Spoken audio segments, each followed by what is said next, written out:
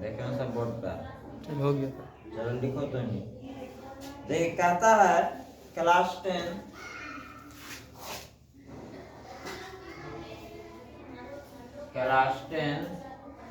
कहता है p के किन मान के लिए यदि px square minus 5x plus 3 बराबर 0 के मूल वास्तविक और बराबर हो। कहता है p के किन मान के लिए, कहता है p के किन मान के लिए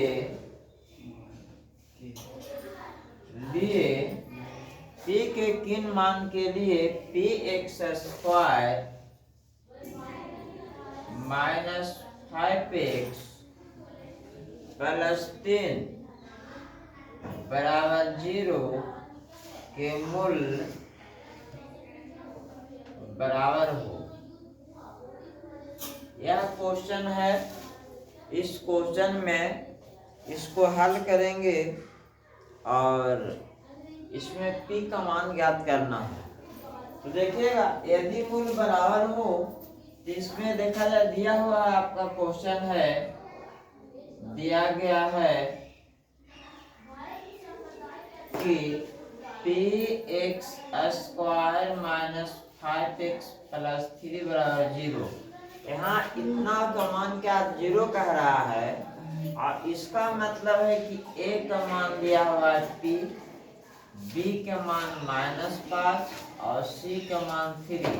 क्योंकि द्विघात बहुपद में हम लोग जानते हैं कि होता है ax square plus bx plus c बराबर 0। जहाँ x स्क्वायर का गुणांक a होता है, x का गुणांक b होता है और c कांस्टेंट टर्म में होता है। उसी प्रकार यहाँ x स्क्वायर का गुणांक b है, x का गुणांक 5 है और c एक कांस्टेंट टर्म में है।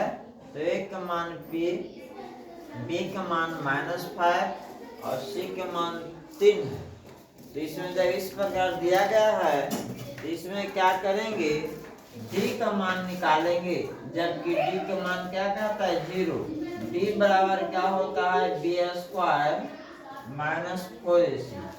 जब मूल वास्तविक और बराबर होता है तो d के मान क्या हो जाता है 0 होता है। d के मान -5 का स्क्वायर होता है, 4 का 4, a के मान p और c के मान 3 होगा। अब देखिएगा 0 का 0 है, 5 25 -4 p आके 12 p।